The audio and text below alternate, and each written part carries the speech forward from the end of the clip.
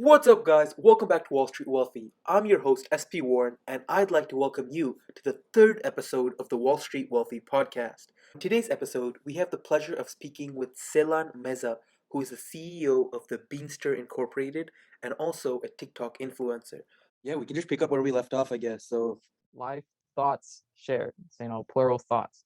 Find me on TikTok, same handle on Instagram. I even have a YouTube. I only have 2 videos on there, but I'm in the process of really going all in on that as well. So you caught me at the beginning stages. We'll see where I am in a few months from now. I think I've been doing great because uh, I've been busy. So usually when you're like sitting down doing nothing, it can feel like you're not like it can feel bad sometimes, but I'm busy doing work that excites me. I was telling you that I got a job recently as a TikTok videographer and editor for a local fermented hot sauce company.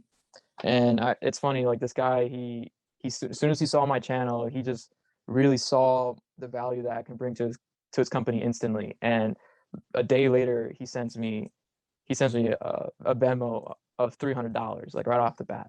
So, it's just kind of I'm feeling great, man. I just got to stay positive, really stay focused. It's crazy. You do learn time management, but what I wanted to get to talk about was our most important asset we have is our time, and in most cases, going that traditional pathway of graduating high school and then going to college, for a lot of people that could mean acquiring some debt. And so you got to think about it. That debt has a time stamp to it. Like that has an X amount of time we'll have to go, depending on your income, we'll have to go in order to pay that off. And so you may be learning time, the skill of learning time management, but you also that comes at a great expense on your life. And so you can learn to manage, the 10 seconds of your day, learn how to manage an hour of your day maximally, to get a task done in the shortest amount of time while also maintaining a high quality of work. But if you went to that traditional method and you have X amount of debt, you actually are like losing out on a lot of time.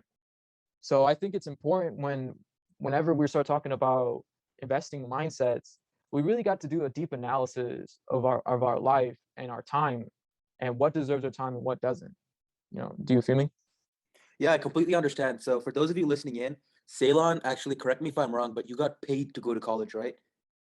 So I got yeah, so I didn't get the school didn't pay me. It was more of like I had an outside scholarship, and the outside scholarship covered my entire tuition the first year, and also had money left over. So it's like the school gave me a good scholarship for 4 years, and then the outside scholarship covered all the costs the first year, and then the second year. But you know how college works, every year it goes up 4 to 5%.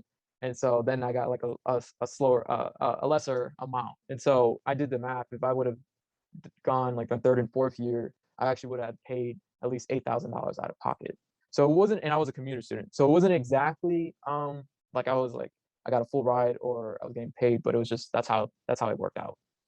Yeah, so on my end, I'm actually getting in huge amounts of debt because after I transferred out of my first college and went into this new college, now I graduated from Case Western, so their yearly tuition is around $60,000 going to college, right?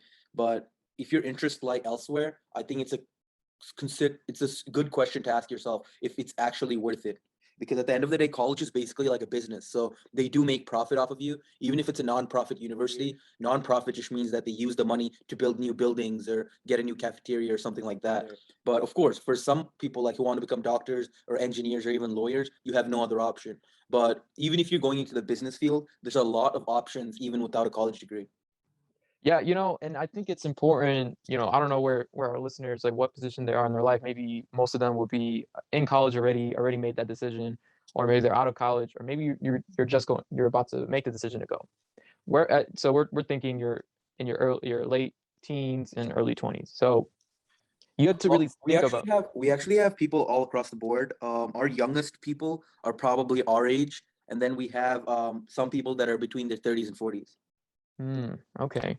And so, no, that's really interesting. I wonder if they agree with what we're saying. It'll be it's interesting to see the comments. Wherever this gets posted, please comment your thoughts and your opinions. This we want this to be an open discussion. Like, so if you have an opinion, please, like, it'll be great to read it. But Kind of, kind of mhm. going off track here, man. You were mentioning earlier that you got hired to do a TikTok of a sauce company or something like that, a fermented sauce company. Yes. So when I actually, so right after I dropped out of college, I decided that I wanted to build my own path. And for me, it was like it was starting my own food service company. And That was I, Beanster, right? what'd you say? Beanster. Yeah, so I had a food service company called the Beanster. Originally I was vegan for 4 years, and so that kind of inspired me to open a plant-based food service company. And I'm from Honduras, and I'm Latino, growing up in Cleveland, and I had that culture always around me, and my parents actually cook really amazing food, so that kind of really inspired me to take their recipes and make them 100% plant-based.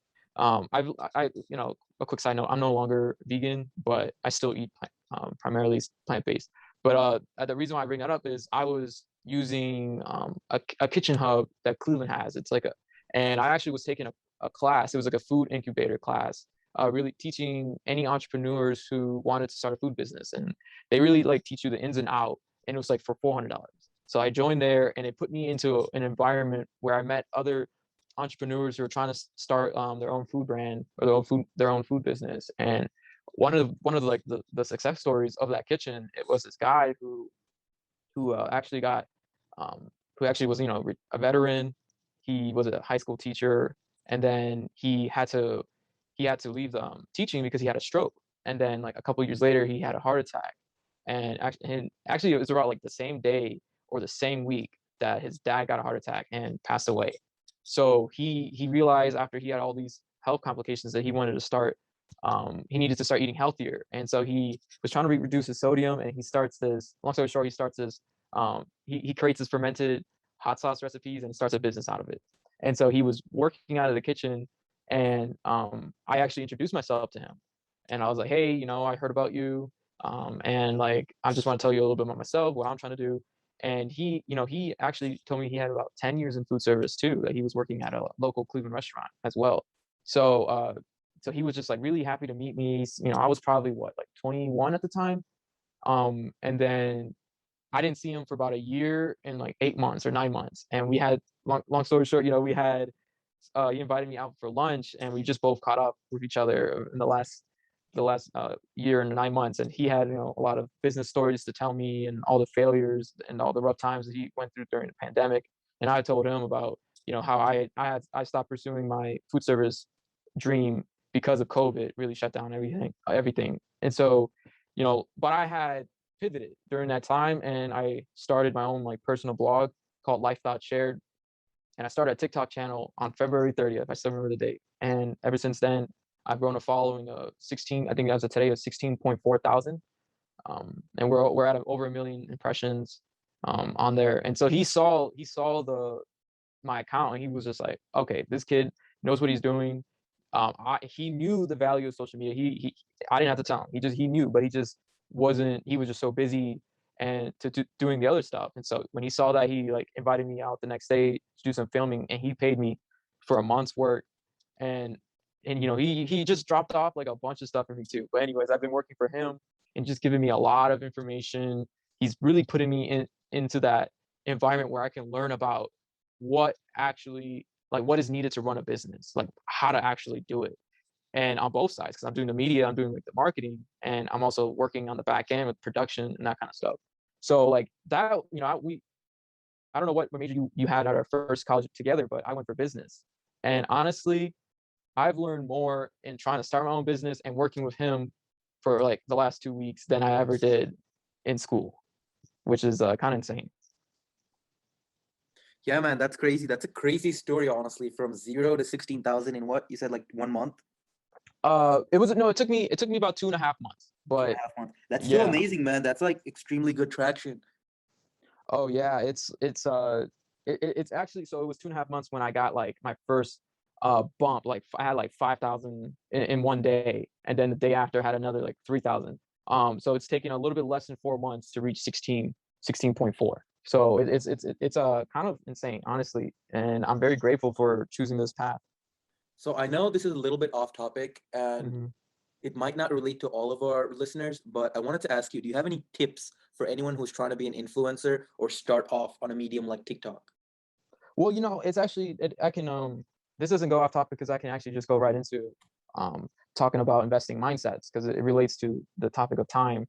And so if you I just want to say, like, if you are thinking about becoming an influencer, first understand like what you're getting into, but understand like how powerful it can make you, like what exactly the opportunities are. Don't quote me on the exact numbers, but an article the other day that said that the influencer market over the next 10 years would be worth $500 billion, something along those lines. Imagine if you had a small percentage of that, because you had a following of 20, 30,000, 50,000. The more the better. Like, just imagine a small percentage.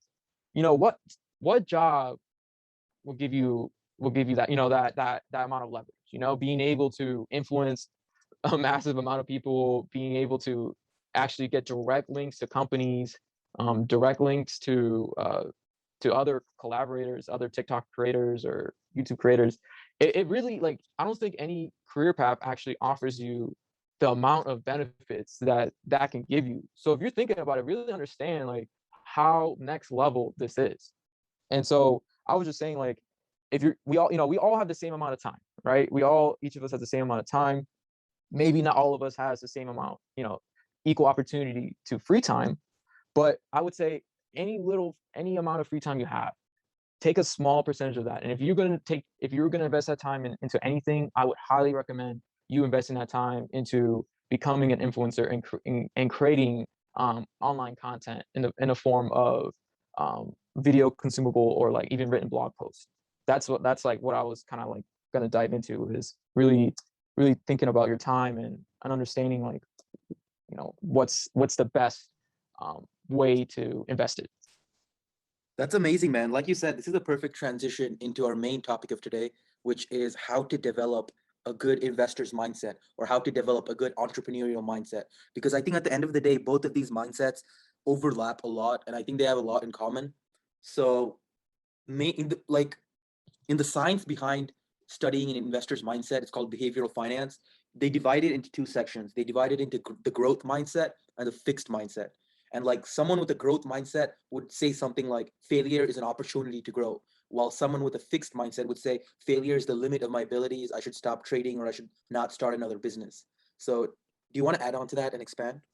Yes, because it's so funny. I was just telling this to my friend. He was pretty much one of my best friends. He was kind of the reason why I started on TikTok, because he was filming on TikTok, and he was just doing videos. He's himself. He does like anime, entertainment. He wants to become an actor and be on Netflix one day. So like that gives you a little background on him. And he's been posting on TikTok since like 2020. And so he was the guy who kind of really pushed me into this, and he like made me record videos for him because he didn't have a phone stand. But long story short, I kind of surpassed him in the 4 months that I've been on TikTok, and he's been on it for over a year. And he's at like 3,000. He just hit like 3,200, but he was stuck at in the mid 2000s for a long time, even though he's had maybe about 8 videos that had over 300,000 views.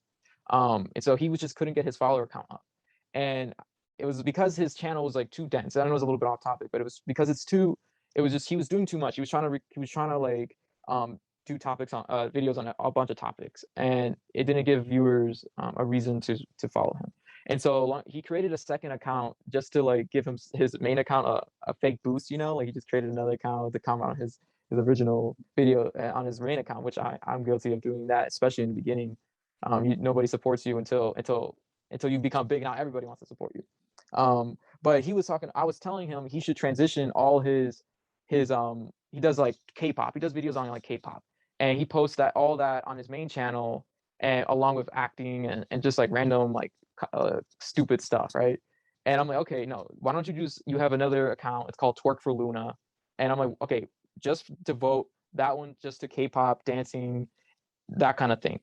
And he was thinking, oh well, I kind of he was stuck in between, like he wants to like put like one video at least on his main account because that's where he has all his followers. He's so attached to that main account because it has, 3,000 followers. But I'm telling him, look, you will get way more followers if you just posted that K-pop content on your other account called Twerk for Luna. And if you had a mindset of abundance, you will understand that you don't have to, like, it's like he has this, like, he has a scarcity mindset where he's thinking that he has a scarce amount of opportunity on the internet. But that's, if you have a scarce mindset with the internet, then you're never going to be successful, because there's so many people out there, and if you have some smart strategies, you can grow a channel really quickly, sometimes overnight. Like it happened to me. I had 5,000 in one night. So really, you gotta, like, view the internet as abundant, and understand that if you put effort towards something, you will have growth, right? The timetables are different depending on what you're getting into.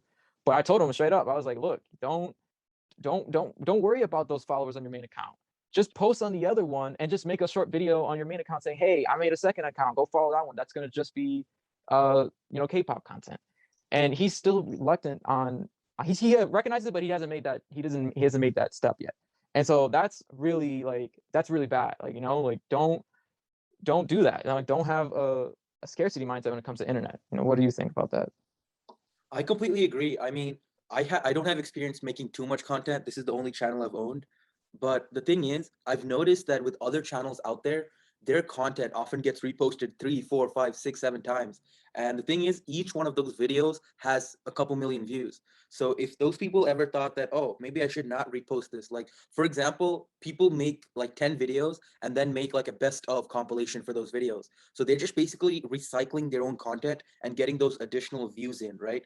But in this way, people are able to go that extra mile without too much extra effort. I also noticed that there's also like fake YouTube channels that take existing videos and of other channels, but that are not copyrighted, and then post those again to monetize that, and they still are able to be successful. So especially if you're working your butt off trying to make good content and curate good content for your audience, then there's no reason that you should not pursue every avenue possible simultaneously. I mean, I really just like what you just said is, I mean, it describes TikTok perfectly. I mean, holy shit. Like, I don't know if we're allowed to cuss on this, but TikTok is the definition of taking other people's content and then making and twisting it into your own. That's what makes TikTok, so famous and drawn to people, because people hop on trends.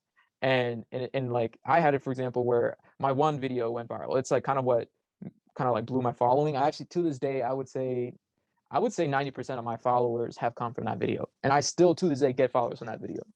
And it is continuing to grow as we speak. That video, how many times it got duetted? If you don't know what duet is, just basically where another TikTok account can go on the bottom of the video that you put, any video on TikTok. It depends, though. It depends on the length and if the creator allowed it to be. But if you have the settings on, people can then duet it, which is like, it takes like your whole entire video, and then gives them the option to put their face to it and maybe react to your video. Some people maybe keep it blank, but they just have your video playing in the background. Or there's a feature on TikTok called Stitch, where it takes like any 5 seconds of your video, and people can respond to it. And so, let's say you had the most common example of people doing that. It's like a random person says, "Give me 5 tips you can give an investor today," and then boom, somebody takes that 5-second clip and then makes their clip. And then that same, like, initial 5 seconds, that little snippet of "give me 5 tips," that gets replayed like thousands of times, millions of times, depending on how viral that initial, like, clip is. And so literally people get viral just from saying something like that. Give me a list, give me 5 things, like what, like, that's crazy. And so people can go viral off of that. And a lot of channels are just devoted to putting other people's YouTube videos or other people's TikToks. Like, that's all they do. And they have thousands of followers. Like, this one guy was like the first guy who commented on my like the first big channel to comment on my profile on TikTok. And I clicked it, and he has 230,000 subscribers. And I was like, whoa. And I'm looking at his content. He does not have a single original video.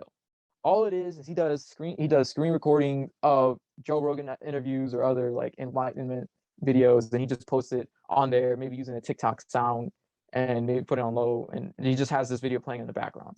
And so now people subscribe to that channel because, one, the content is good, but he's taking the best highlight of that content and posting it. And like those type of channels, oh man, they are hungry to if they find something good, they're gonna freaking duet it because it's like that's all they do, and they have great success doing that. So you have people on the internet who their main motivation is to take your content and post it and repost it and share it to the masses. So what kind of that is just like insane to really think about. You know, you can put it out if it's good, it does its own work. It's growing by itself. It becomes its own sentient baby. You know, it starts to walk away from you. So yeah, that's it's crazy about the internet. That's great, Matt. I want to kind of get back on topic here, Yeah, yeah. discuss on an entrepreneurial mindset, right? Hmm. So I know you're developing a product right now, and I want to get more into that. So maybe you can just tell me what the product is, and then like who would be your target market, I guess. So you know, I realized that developing my own product is probably one of the best time investments that I can have. Right? That's like if you have a good product and you launch it, it could be financial freedom for you, especially something that if you have good margins on it, you can be financially free within a relatively short amount of time. And I through my own personal journey, I was inspired to create a journal product that helps people through a 12-month cycle to help see the value of their own self-love. And it's kind of like a manifesting journal too. It like helps you make goals and then work on them daily through a fun little payment system, like a reward system for yourself. And I've been in development for about a year now. And I'm working on this project with my brother and one of his friends from university, he's my friend now. And so that's my graphic design team. They, I've written the book, came up with the concept, and now they're the ones who really take charge of the artistic side of it.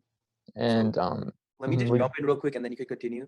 yeah. So for our viewers listening in, that's basically what Ceylon is doing here is if you've ever heard of Jordan Peterson's future self-authoring program, he's taking kind of that idea, but instead of it being purely psychology, he's actually dumbing it down to the layman, like people like you and me and people like our listeners here, who it's more practical applications of that psychological um, concepts. And Mhm. yeah, you can take it on from there. Yeah, I have my little twist on it.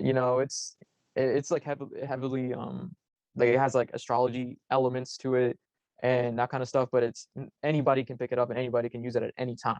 And so it just has like these fun creative elements to it that doesn't mean you need to believe in astrology to use it.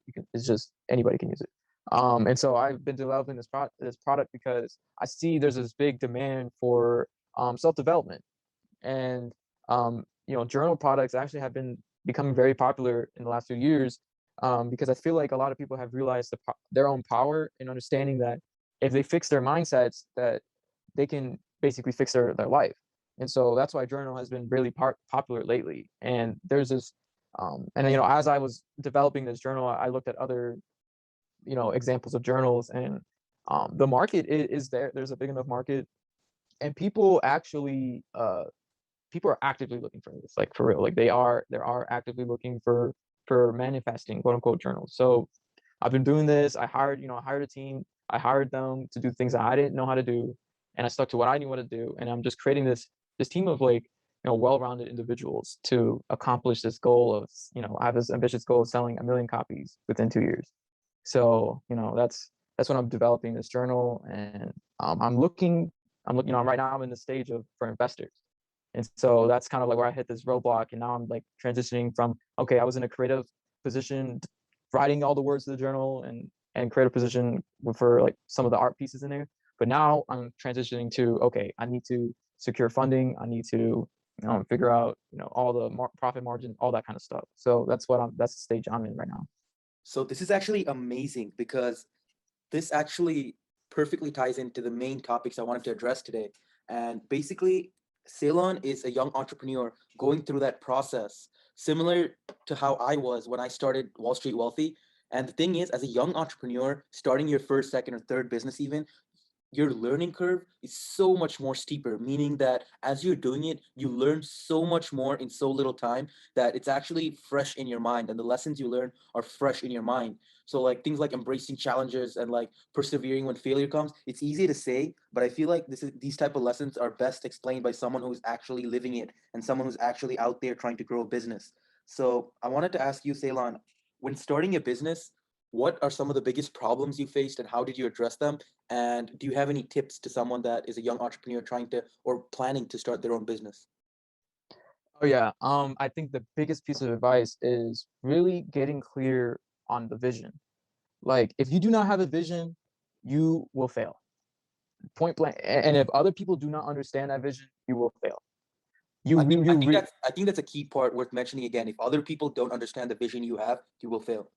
Exactly. If you can't sell a product, then you're sitting on a bunch of money that you wasted. All your distributors and your manufacturers, they don't care. They don't care about, they just want their money. You're paying them to produce something. So they're gonna take your money, the marketer that you hire, they're gonna all take your money. But at the end of the day, it's not their job to communicate, to like make sure that this vision is always being followed.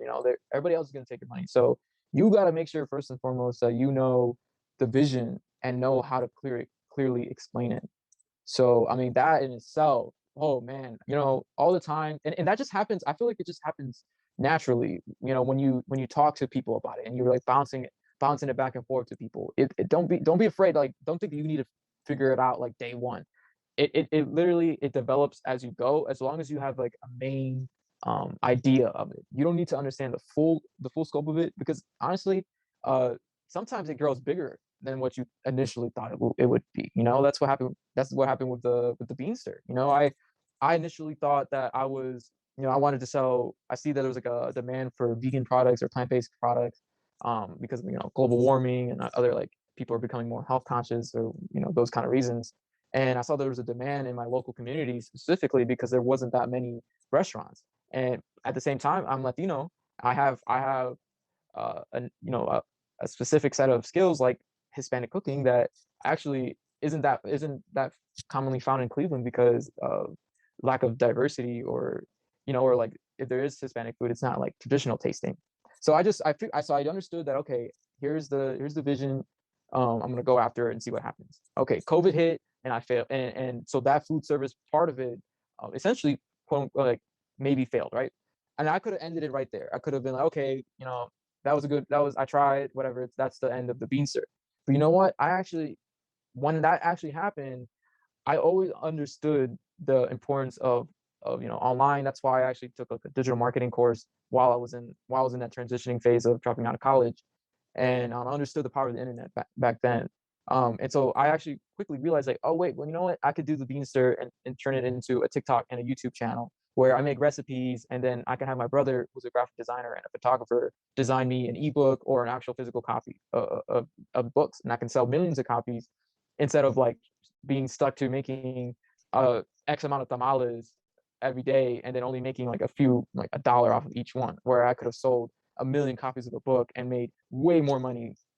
So I realized, okay, I can take that original idea and turn it into it could be potentially a movement. So that, I think that's really important to have, is just really understanding, having a vision, and then really don't have any limitations to when it comes to it. I think the most important thing I learned here from you is that you were able to change with the times. For example, you started with the Beanster, which is in the food service industry. But then when we got hit with COVID-19, you realized that, oh, in the next year, in the next 12 months, maybe even 18 months, this business is not going to be doing so well. So I have to adapt and change my business. And as an entrepreneur, the number one thing is you have to adapt to thrive. So Mhm. you were able to adapt and change your business and change your business model to something more sustainable that even in the pandemic might actually do better because people have more free time. So they're able to read more and stuff like that. And they're able to watch more videos. So the number one thing I learned here is that as an entrepreneur or as an investor, you should be able to adapt with the times, whether that mean like something like COVID came, or whether that means something in your personal life, like a financial situation or something like that. That's yeah, that's really good that you're learning that. I know you were telling me the other day about what you've been learning through your mistakes that you did. I don't know if your audience knows about those investing mistakes. Have you discussed that topic before?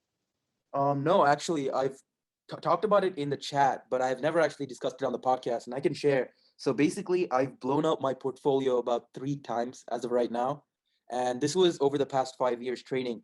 And several times I was able to get it to over $20,000 and then lose all of that on one single trade that I was just being extra greedy in and did not use proper rational investing techniques. And the number one main takeaway from that is every time I blew up my portfolio, you get into this trading habit of doing like 10 successful trades, and then you kind of build up this attitude of, oh, I've learned how to pull the strings. I know exactly how this works. I know what to do. And what I've noticed myself is the biggest mistake I made is every time I have 5 to 10 successful trades back to back to back, I kind of put learning on the back burner. I put learning in the back pocket. I stopped learning new technical indicators. I stopped learning new chart patterns. And overall, I started to trust my gut judgment more than pure numbers and pure statistical and financial analysis. So instead of doing technical analysis on charts and on the markets, I just started to trust my gut judgment. Since in early on stage, in the first year, second year, even third year investing, what I noticed is that as you get a few good trades back to back to back in a row, like let's say 10 trades back to back in a row, you kind of gas yourself up more than need be. And that's when I lost the most amount of money, because once you stop sticking by the numbers and sticking by the pure statistics and finance, you're basically you're basically increasing your risk without knowing it. And by getting into like high margin, high leverage trades, you're able to blow your entire portfolio on one trade when that's completely unnecessary. And I can also talk about how I was blowing my entire portfolio. So my biggest loss so far has been $25,000 on one single trade. And the way that worked is I started, so everyone knows that in 2017, Bitcoin dropped from 20 grand all the way down to zero. Not to zero, my bad. It dropped 20 grand all the way down to like 1,000, 2,000. So it was a huge drop. And basically, a lot of people thought it was going to zero. That's what I was getting at. So back then, when that happened, I realized that, oh, chances are the next time Bitcoin approaches 20 grand, it's going to come down crashing. So then in 2018, 2019, when Bitcoin approached 20 grand again, instead of, by that time, I was also having about 10 to 15 successful trades in a row. So I was able to almost double my portfolio. So what I decided is, oh, I doubled my portfolio in the past 2 months. I have whatever I doubled now to lose, because then I'd only be out with exactly what I have. So what I did is I took about $12,500 and I used it to short Bitcoin from the 20 grand mark. And as you guys see right now, Bitcoin is trading at 45 grand. So that entire short was liquidated. But the way that happened was I opened $12,500 short at 19,999, and for that to go to zero, Bitcoin would only have to go past $25,000. And that it took about 1 to 2 months for that to happen. So the trade was open for those whole 1 to 2 months. And the thing with being a bad investor, even being a bad entrepreneur, is you kind of start lying to yourself and building up a narrative in your head. So you try to find every little excuse or every little reason to make and justify why your story and why your initial narrative is right. And that's where you go wrong the most. Because what I started doing is I started finding any small technical indicator or any small reason on the charts to believe that, yeah, Bitcoin's going to turn down from 20 grand. It's going to go back down. It's going to crash just like it did back in 2017. But turns out that that never happened, and it just kept on going up and up and up, and it doubled from there, and even did went up as high as like $65,000. So as it was going up, my only options were at 25 grand. I could either double my money and then have a little bit more wiggle room up to 35 grand. And if it hits 35 grand, I would lose everything, the whole 25,000, or I would just lose the 12,500 and keep the 12,500 I already had. So at that point, I was being an emotional investor. And like I said, I was building up this own narrative in my head, and I decided to double or nothing. And that's how I lost $25,000 on one single trade. Man, hey, but you know what? That sounds like a perfect clickbait title for for any future video you do. That's I plan on one of my YouTube videos I'll do in the future is like I dropped out of college and I made my first meal within X amount of years. Yo, So that would get so many views. yeah, and then you make money. You make the money that you lost out on that trade. You can make that off of one video. Especially if you had like an affiliate link on that video. Oh man, like that's just like honest clickbait. So I Yeah, mean, it's it's not a total honestly not loss. even clickbait because it happened. Yeah. Oh, yeah. Exactly. So I mean, that's what you mentioned about having that mindset of abundance.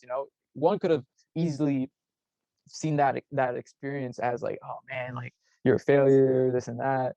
But no, for me, I have that growth mindset. I see, man, you could make $60,000 off of that story on a future YouTube video, and that's the difference between somebody who's stuck in that that stuck in that scarcity mindset. And so I mean, it's crazy to hear it, but I really can't wait to see that the next video where you say how I came up from that. So that's gonna happen soon. Yeah, Glad to hear definitely. that. I agree with you. That's a good idea, actually. One time I'll have to make a video like that of how I lost $25,000 in one trade. Oh man, that's It's crazy. actually a great video idea. It makes sense. Oh, for sure. I mean, that could have like 500,000 views. Especially if a good little clip art for the title for the Yeah, title yeah, yeah. card. But yeah, Yeah, that's great. the number one thing though is when I lost that money, all I was thinking to myself, of course, anyone who loses that amount of money in a small amount of time is gonna be sad. But the thing is, a month later from all those emotions, what I realized is until I learned my lessons as a trader and as an entrepreneur, I was still going to learn them somewhere down the line because you can't really twist the fabric of reality without it snapping back at you. So it's either I was going to learn my lessons then when I only had 25,000, or maybe a couple of years later when I have over $100,000.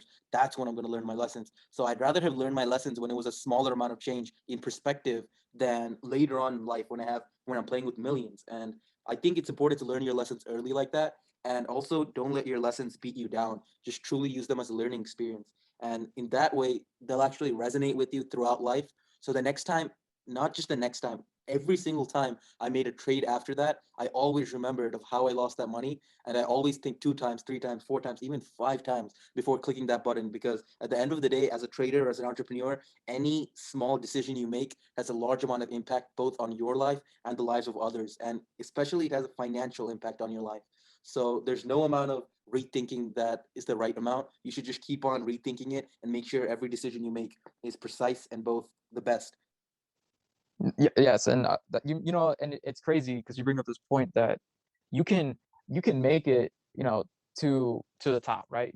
Maybe you had a goal of making $25,000, right? And you finally hit that goal, and then all of a sudden, like, you're like, damn, all of the work that it took to get to there. Like, let's say if for my boss, for example, the fermented hot sauce company, he needs to sell maybe what 2,000, 3,000 bottles, every little sale, like the amount of effort that it took, at the farmer's market, every person that you talk to, you just getting all those small wins. Every day I post a video on my blog, on my TikTok channel. Every day I'm just getting, those small little wins, getting those, 100, 200 followers a day. Just keep making content, those small wins, and you can make it to a big point. And then all of a sudden it could be taken away from you from one little mistake you do or one little decision and so it's crazy because if you were in it for the money, solely for the money, you would just end it right there, right? Your journey as an entrepreneur would just end. But if you're in it, I guess that's another mindset. Like you got to be in it for something bigger than the money. I think that's what keeps you motivated throughout the lows and the highs and the long, very long journey that it will take. It's gonna take time, and so time and efforts. I think that's like really important to understand. All right, Ceylon, that was a wonderful time having you on the podcast. Now, I wanted to ask you, do you have any closing thoughts or final thoughts for the audience? Yes, I do. I think no matter where you are in your life, you really need to see the direction that you want to go into. Really have some thought. Really think about what you want to experience in this life. And I think when you have that at the center of all your decisions, you will always be okay. As long as you're sticking to what you originally wanted to experience, and hopefully it's something good. You'll be fine no matter what happens. Because at least you know what, if you will go out trying. So it's better to go out trying and never make it than to never take that first step. So yeah, I think that's what I would end it with. What about you?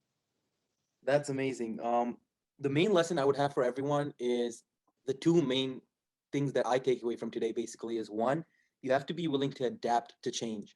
So just like when the entire planet Earth was hit with the global pandemic, everyone who was able to adapt and change is the people who are able to thrive today. So it's those businesses that adapted to change that are making the most amount of money or that didn't have to shut down. Just like that, it's at an individual level, the most important thing is to be able to adapt to change and keep learning, like keep your mindset open. That's the second biggest thing. The second biggest thing was, for example, for my trading lessons, were that when you stop learning, you stop growing. So I think that's really important. You should always have an open mind, regardless of how much money you've made or how many of your goals you've accomplished. So as long as you're always willing to keep learning and keep changing, I think everyone listening today will have a great life ahead of them. Yeah, and so, I dropped out of college, but that doesn't mean that I stopped learning. No, no, no, no. I continue to learn every single day, and I have my online resources. So never stop learning. You don't need to go to school for it, but just really just learn every day. And I think that's something that everybody that can help anybody. So Yeah, man. yeah. Speaking of online resources, like legit every single college course taught in the history of humankind is recorded and put on YouTube. So no one really needs to go to college other than to get a piece of paper. Other than that, if you just want to learn the subject, literally every single college course that's been ever taught in the history of humanity has been recorded in some way, shape, or form, and all the class materials have also been shared online. So you just have to have that hunger to keep learning, and the information's all out there thanks to the internet. Yeah, I think that was well said. I think that's a perfect note to end on. Everybody have a good day. I hope you enjoyed. Please comment, please share. Peace. Once again, that was Ceylan Meza, who's the founder and CEO of the Beanster, which is a restaurant chain in Cleveland, Ohio. Thank you so much for joining me in the studio, Ceylan.